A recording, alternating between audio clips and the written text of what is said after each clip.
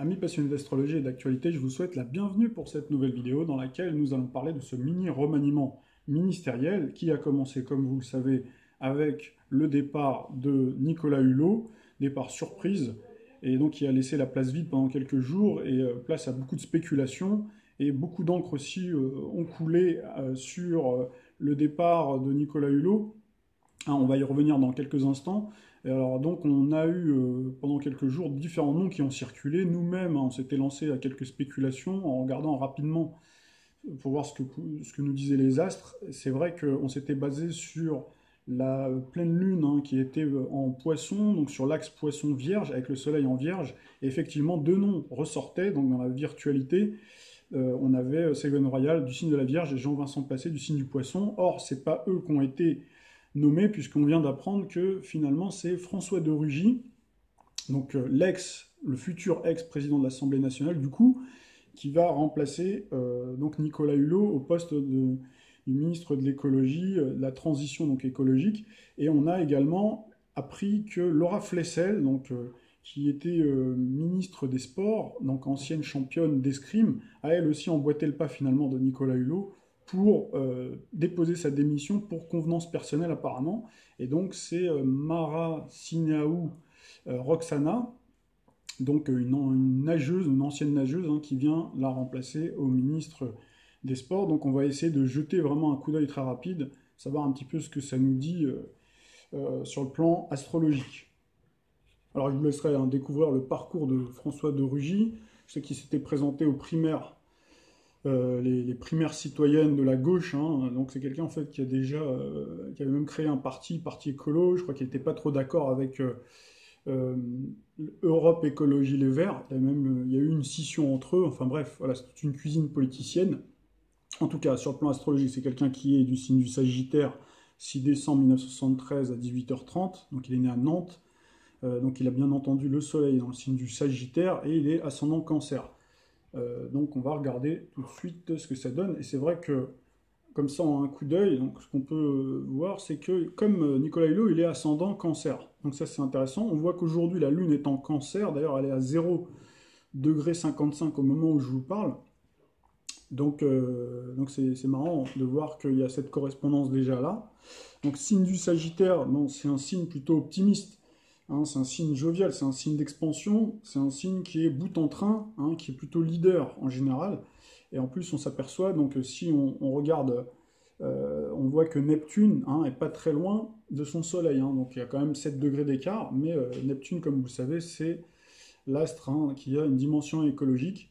Et donc c'est marrant puisque le prochain cycle hein, qu'on va avoir d'ailleurs, c'est Jupiter qui va transiter à partir du mois de novembre, hein, le 8 novembre, dans le signe du Sagittaire. Donc c'est comme s'il y avait une préparation, euh, comme si finalement sa nomination arrivait juste avant donc l'entrée en vigueur justement de ce nouveau cycle de Jupiter, donc la planète qui maîtrise le Sagittaire, hein, donc qui va transiter pendant toute une année. Hein, donc toute l'année, donc fin d'année et toute l'année prochaine. Donc ça c'est déjà un bon point pour lui puisqu'il va être normalement porté par ce cycle-là. Et donc avec Jupiter, donc il va soutenir sa Jupiter natale donc en Verseau, donc ça c'est très bien.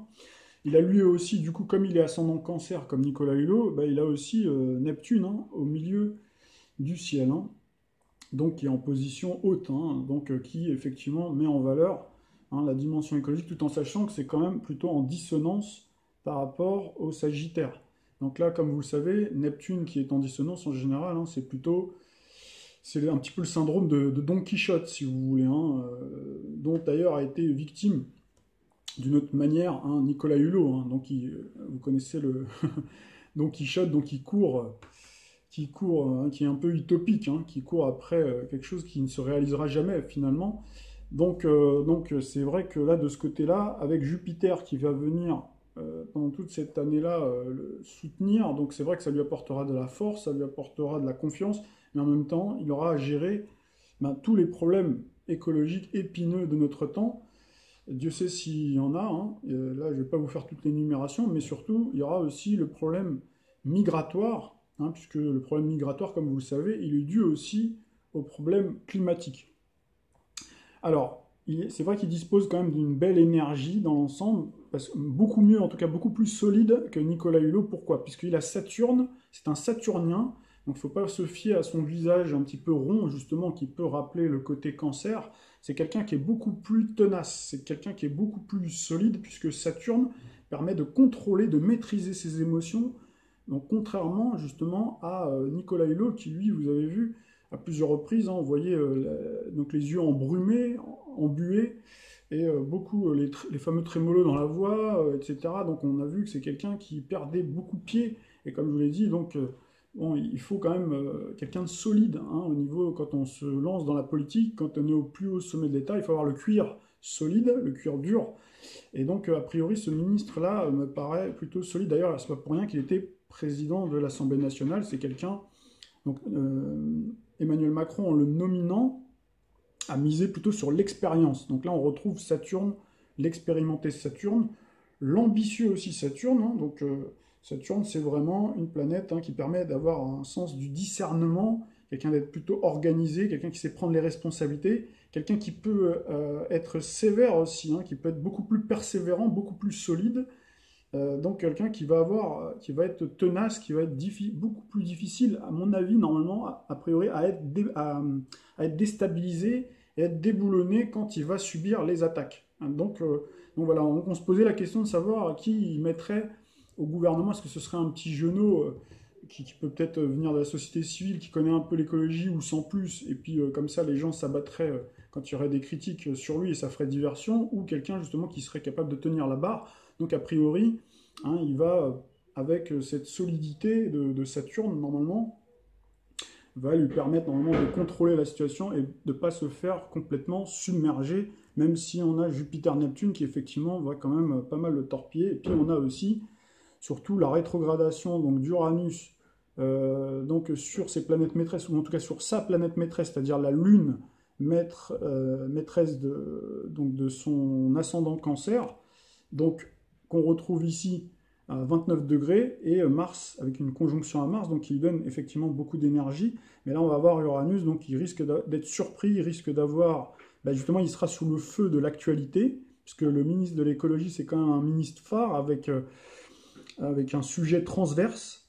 Donc c'est un sujet qui est quand même très important, donc il va être attendu au tournant. Donc Uranus met le focus, c'est la planète aussi des médias, donc on va mettre le focus sur sa popularité. Hein. La Lune représente la popularité. Et là, on a Saturne-Pluton notamment. Pluton, qui est autour des 20 degrés, 19-20 degrés. Et Saturne qui est en Capricorne, certes, qui n'est pas encore bien avancé, mais qui vont ensemble torpiller quand même donc ces éléments planétaires.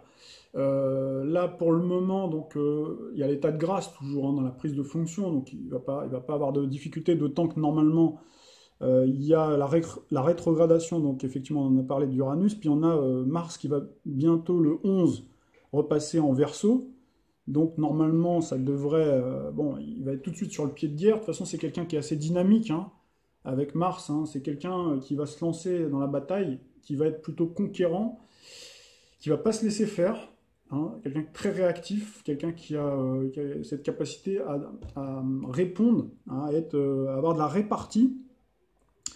Donc ça, de ce côté-là, il est quand même plutôt pas mal armé, et donc il va bénéficier plutôt d'un Mars.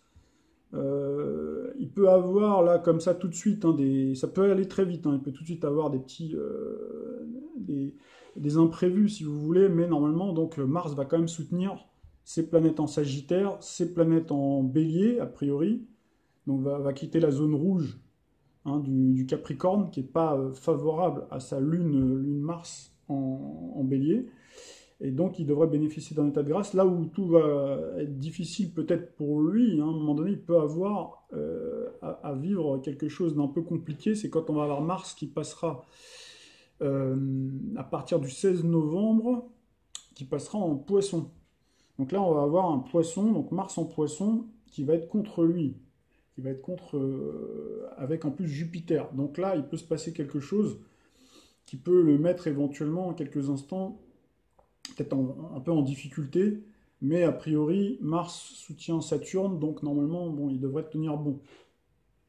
Voilà ce que je peux vous dire. On pourrait continuer comme ça en un coup d'œil, mais je voulais revenir sur un article de Libération qui est paru le 1er septembre, donc qui titre Les oligarchies financières détiennent le pouvoir, pas le ministre de l'écologie. Donc voilà, ça confirme bien cet article-là, le titre, en tout cas vous pourrez le lire si vous le voulez, confirme bien tout ce que nous disions depuis longtemps, et ce que vous savez maintenant pour la plupart, que c'est bien l'oligarchie qui maîtrise, qui contrôle tout. Donc vous voyez bien que l'espace est réduit. Donc tout ça pour vous conclure sur M. François de Rugy. De toute façon, il est juste là, comme je vous le disais, pour faire bonne figure, pour faire partie finalement de ces communicants qui vont appliquer servilement la politique qui est décidée en d'autres places, c'est-à-dire dans les bureaux froids et obscurs de la plutocratie. Et donc là, vous avez bien sûr la Commission de Bruxelles et vous avez bien sûr qui est à la main de la finance mondiale. Et la finance mondiale, eh ben, c'est Pluton justement. Et Pluton, on la retrouve justement, pour revenir sur sa carte du ciel, on retrouve ici Pluton avec une dissonance à Saturne. Donc il montre bien que c'est quelqu'un qui est dans le calcul.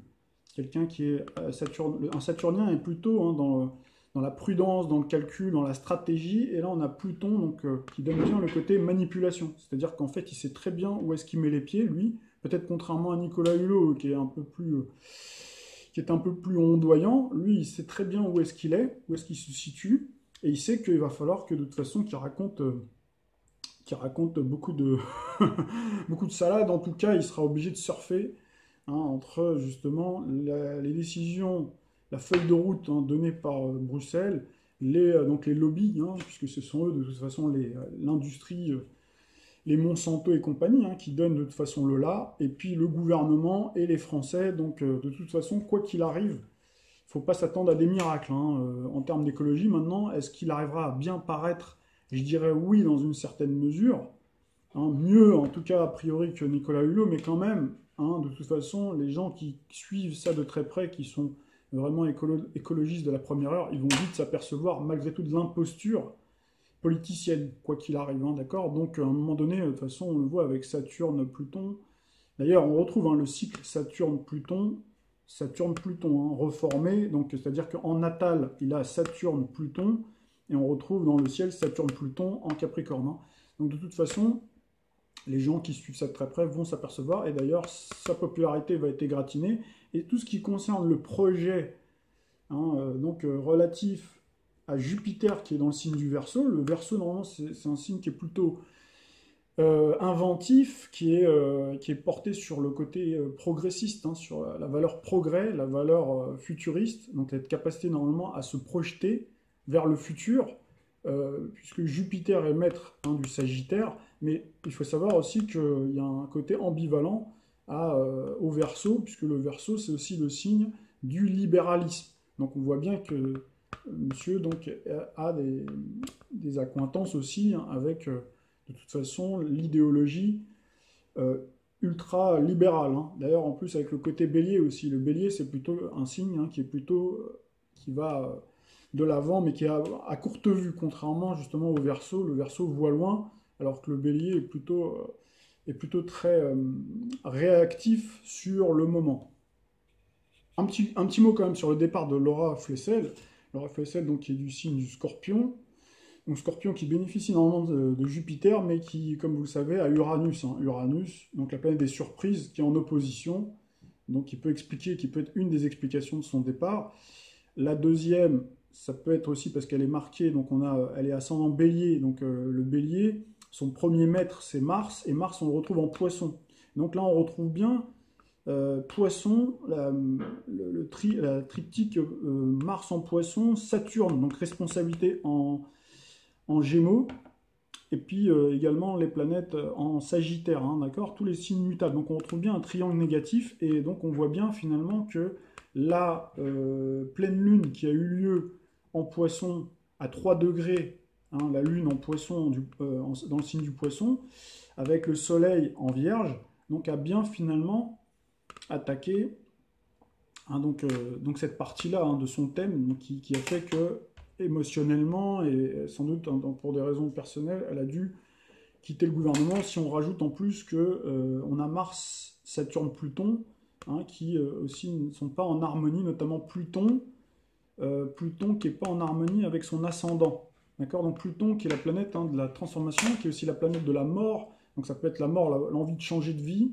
Hein, le Scorpion est aussi donc est maîtrisé par Pluton, hein, donc il peut y avoir aussi tout simplement un problème personnel, ça peut être le décès de quelqu'un par exemple, puisqu'on retrouve une opposition en plus à la Lune en Cancer, et donc la Lune en Cancer montre bien que c'est une femme aussi qui est sans doute très attachée à la famille, et donc elle a préféré aussi peut-être après tout avoir vu ce que c'était que le gouvernement, et comme c'est une femme aussi d'action, hein, c'est une sportive, il ne faut jamais l'oublier, donc peut-être qu'elle s'est aperçue aussi qu'elle avait finalement rien à faire dans ce gouvernement. Bon, elle a quand même su tirer son épingle du jeu en mettant en avant ce qu'elle avait pu apporter au sport français. Donc voilà, j'ai pas grand-chose d'autre à vous dire sur Laura Flessel. Alors, concernant Roxana Maracineanu, alors honnêtement, je vous dis, bon, on n'a pas déjà tous les éléments de son thème, on n'a pas, je dirais, l'heure de naissance, mais comme ça, en un coup d'œil, donc elle est du 7 mai, donc là on voit qu'elle est du signe du taureau, donc le taureau, ben, c'est vrai qu'il est mis en lumière, mis en valeur avec Uranus en ce moment, hein, dans le signe du taureau. D'ailleurs, vous verrez autour de vous beaucoup de taureaux hein, qui sont taureaux, scorpions, dont on parle beaucoup en ce moment. Voilà, donc elle est marquée par, pas mal par le bélier, lune, Jupiter en bélier, donc Mars en poisson. Donc bon, de toute façon, le ministère des Sports, c'est pas un ministère qui est très exposé, tout en sachant quand même qu'elle-même va devoir quand même faire ses preuves avec une Uranus, hein, donc il ne reviendra pas au 11e degré de Jupiter, la planète du projet, sur le plan social, sur le plan socio-professionnel, mais voilà, elle va elle aussi avoir Uranus hein, qui sera pendant quelques temps, qui va mettre peut-être en lumière un petit peu cet aspect-là du travail hein, qu'elle est amenée à faire. Et puis ensuite, après, elle aura Uranus après avec elle toute l'année prochaine. Donc, bon, normalement, il ne devrait pas y avoir trop de difficultés, tout en sachant qu'elle aussi a été vous voyez, nommée. Donc elle a Saturne en Cancer, donc Saturne, responsabilité, et on a la Lune en Cancer en ce moment. Donc voilà pour ce qui concerne donc la nouvelle ministre des Sports. Je voulais remercier toutes les personnes qui se sont exprimées sur donc la vidéo qu'on avait faite sur Nicolas Hulot. Donc il y a eu pas mal d'émulations, donc c'est très bien. Il y a même une personne qui m'a mise cette vidéo que j'avais vue justement, après coup, après avoir fait la vidéo. Donc c'est intéressant de la regarder, et je vous dirai après ce que j'en pense. 30% d'oiseaux en moins en quelques années. 80% d'insectes en moins à l'échelle européenne. La semaine dernière, le dernier grand mâle du rhinocéros blanc du nord de l'Afrique a disparu. Moi, ça ne provoque pas de la peine, pas de la colère, de la honte. De la honte de savoir que derrière la 6e extinction de la biodiversité, la responsabilité, c'est nous. Et que plus l'on réduit la biodiversité, plus l'on réduit nos options pour faire face à l'avenir. Il y a des tragédies invisibles et silencieuses dont on s'accommode tous les jours. Eh bien, je vous le dis, tout seul, je n'y arriverai pas. Oui, je vais vous présenter un plan biodiversité dans les semaines qui viennent, qui va succéder à la stratégie de la biodiversité. Mais très sincèrement, tout le monde s'en fiche, à part quelques-uns. Donc je veux simplement avoir un sursaut d'indignation et de réaction parce que l'humanité a une communauté d'origine avec le vivant et il a une communauté de destin avec le vivant. J'ai besoin de chacun d'entre vous. Merci. Alors, vous venez d'entendre comme moi son discours. C'est vrai qu'on ne peut que souscrire à tout ce qu'il dit, on ne peut que s'indigner, avoir honte, être triste. D'ailleurs, on voit qu'il a à nouveau beaucoup d'émotions quand il dit ça, et il demande, vous avez vu, aux députés de se lever, vous voyez, c'est beaucoup d'incantations tout ça. Mais tout ça, c'est prêcher dans le désert. Prêcher dans le désert, puisque de toute façon, là, ce qu'il fait, les gens de l'Assemblée nationale savent de toute façon qu'ils n'y peuvent rien. Hein. De toute façon, ils savent que ce sont des marionnettes. Donc voilà, on est dans la théâtralisation, même si les gens vont être pris forcément d'émotion en regardant cette vidéo-là. Donc c'est ce que je vous expliquais dans la précédente vidéo sur les Français, est-ce qu'ils sont des Gaulois, est-ce que ce sont des taureaux ou des moutons de Panurge. Je vous ai dit à plusieurs reprises qu'il faut faire attention, il faut prendre du recul et pas se laisser embarquer par les émotions.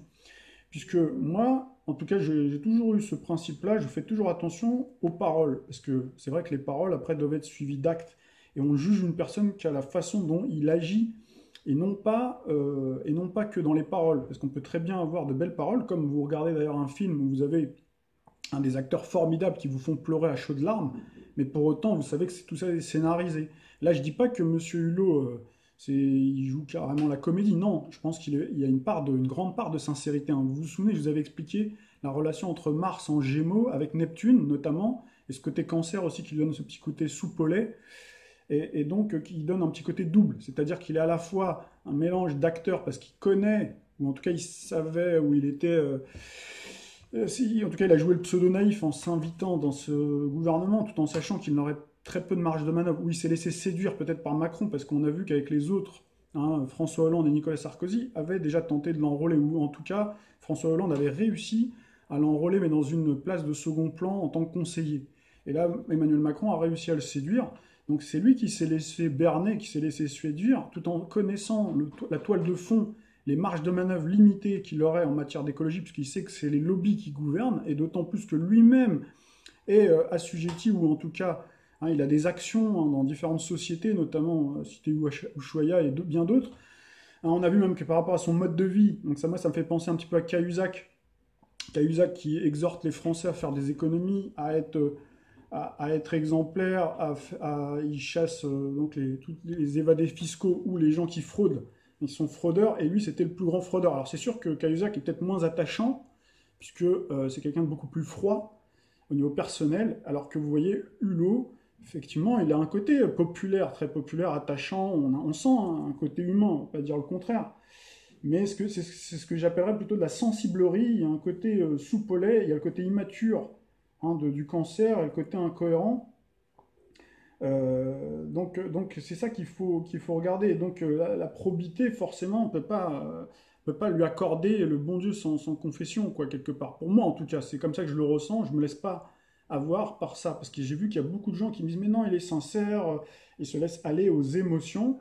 Et moi, c'est ce que je veux vous dire, c'est que, enfin ça, vous le savez maintenant, hein, donc cet argument de sensibilité et d'émotionnel, hein, c'est les publicitaires, les marketeurs, les spin doctors, toutes les personnes en fait qui cherchent à nous vendre tout et n'importe quoi, hein. Cela peut aller du chewing-gum qui lave les dents au café instantané, en passant par les guerres, hein, toutes les mesures iniques qu'on a. Donc c'est des pros hein, du lavage de cerveau, tous ces gens-là hein, qui arrivent à nous faire passer des choses à l'insu de notre plein gré. Hein, donc vous voyez, même les guerres, ils arrivent à les faire valider. Et c'est ce que j'appelle donc ce qu'on appelle la fabrique du consentement. En tout cas, c'est pas moi qui l'appelle comme ça, c'est Monsieur Noam Chomsky, par exemple, hein.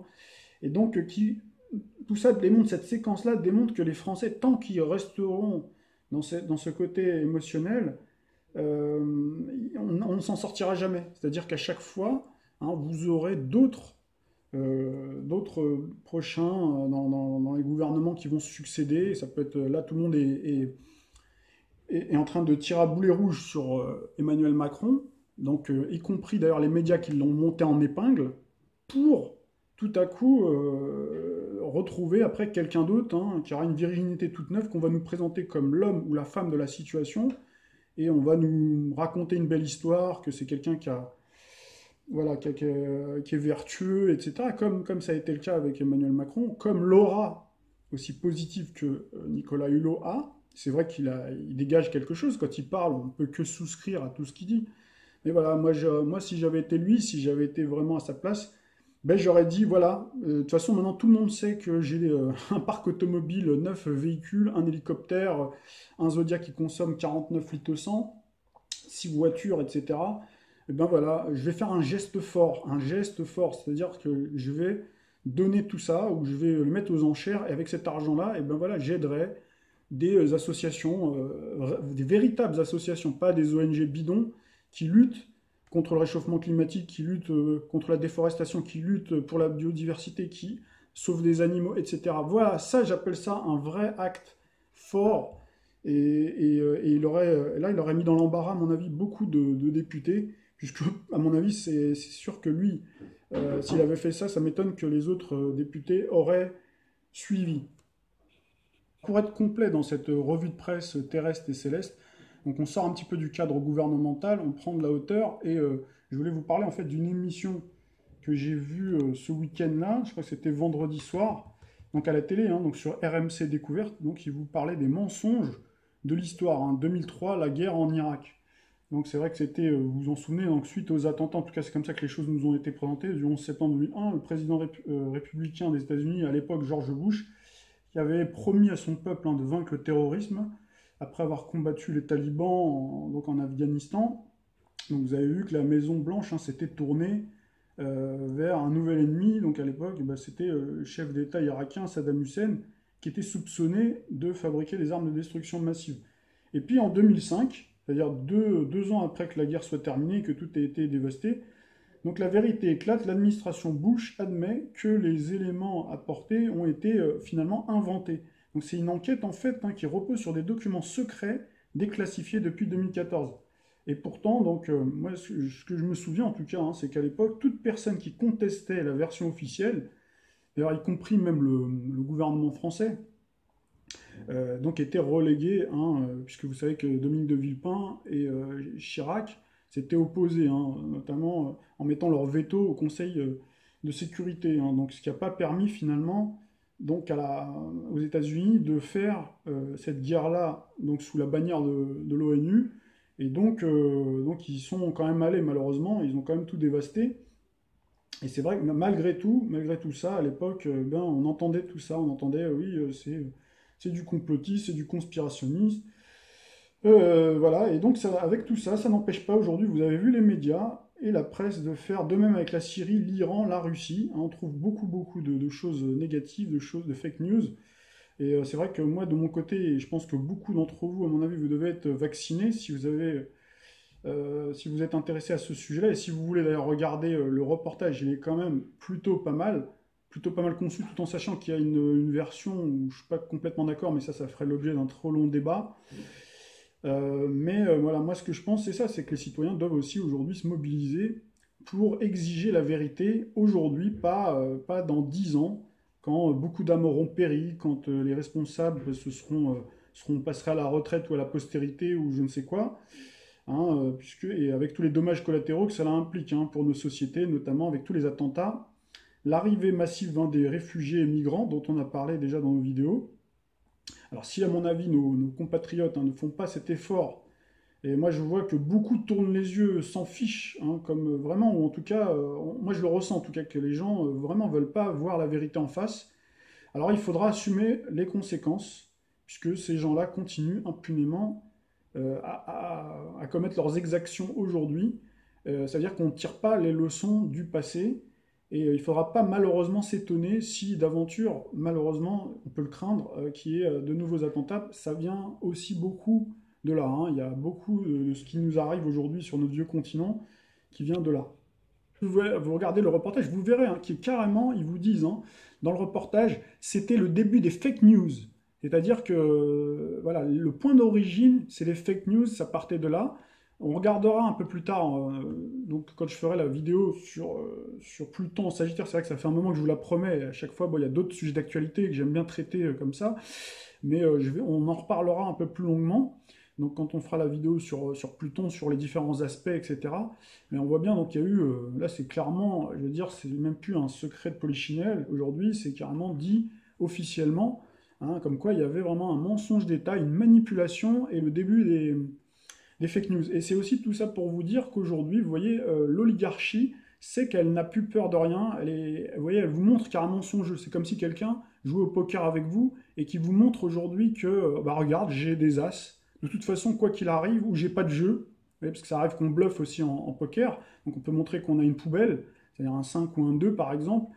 Mais peu importe, de toute façon, le casino gagne toujours. Et c'est ça aujourd'hui, ce qu'on voit dans l'actualité, c'est qu'aujourd'hui, ils ne s'en cachent même plus. Vous voyez qu'aujourd'hui, on a vu dans notre précédente vidéo que les Français se font littéralement humilier, insulter. Hein, on les traite de schizophrènes, de Gaulois, etc. Hein, quand on ne les traite pas d'autre chose. Et puis vous voyez qu'aujourd'hui, carrément, on vous sort, c'est l'oligarchie qui commande. Hein, vous voyez l'article de presse que j'ai mis tout à l'heure en lumière du Figaro, pas le Figaro, la Libération, ce même journal qui, ne respectant pas la période de réserve, avait monté en épingle, donc poussé les Français à voter pour Macron. Vous vous souvenez, hein, ils avaient mis votez comme vous voulez, mais surtout votez Macron en pleine période de réserve. Et c'est ce même journal aujourd'hui qui vous dit, bah oui, de toute façon, c'est l'oligarchie qui commande. Donc, alors qu'avant, quand il y a peut-être même pas un an en arrière, quelqu'un disait ça, bah, il se faisait traiter de complété. Et même encore aujourd'hui, beaucoup de Français, je sais que c'est un peu comme ça que moi je ressens les choses. Des fois, quand on discute un petit peu, les gens ne vous le disent pas, mais leurs yeux trahissent. Alors qu'en réalité, il suffit de chercher l'information. Donc vous, bah, de toute façon, si vous êtes là, c'est que vous la recherchez. Donc je vous félicite, et c'est très bien, mais malheureusement, voilà, pour s'en sortir collectivement, ben, il faudrait que les autres, tout le monde arrive, ou en tout cas une grande majorité, se réveille un petit peu. Alors là, vous voyez que ça rejoint le sujet dont on avait parlé, hein, donc ça remonte un petit peu, hein, ce dossier, hein, il remonte au 19 février 2015, mais vous voyez l'article de presse, l'État islamique menace d'envoyer 500 000 migrants en Europe depuis la Libye. Voilà un peu comment on fait peur aux gens. Voilà comment on vous présente une information brute comme ça, en ne vous disant pas, en ne décodant pas, en ne vous expliquant pas que finalement cet État islamique dit islamique, hein, ce n'est qu'une succursale finalement des Américains, hein, en tout cas des faucons, comme on les appelle d'ailleurs, c'est une administration spécifique, hein, je distingue bien le peuple américain et l'administration, donc il y a des gens qui sont des gens vraiment bellicistes, des gens extrêmement mauvais, et qui sont prêts à tout, faire feu de tout bois pour conquérir le monde, et donc ils sont prêts d'une main à monter voilà, des cellules terroristes, à les financer, etc., même par le biais d'autres canaux comme l'Arabie Saoudite, etc., on ne rentre pas trop dans les détails, pour eux, et eux, en même temps, comme ça leur donne une légitimité, ça fout le souk partout, pour après aller faire la guerre. Donc là, on retrouve bien, si vous regardez dans le thème des États-Unis, hein, ce fameux Mars en Gémeaux. Je l'ai expliqué l'autre fois dans la vidéo sur Nicolas Hulot, ou même dans d'autres vidéos, qu'on a d'un côté, le Gémeaux peut dévoyer, peut avoir ce côté double. Hein. On fait d'une main quelque chose et on fait le contraire de l'autre chose, d'autre part. Donc voilà un petit peu comment fonctionnent les choses. Voilà, je vais terminer là-dessus, et puis je vais vous souhaiter une bonne soirée ou une bonne journée. Je vous dis à très bientôt pour une prochaine vidéo. Au revoir.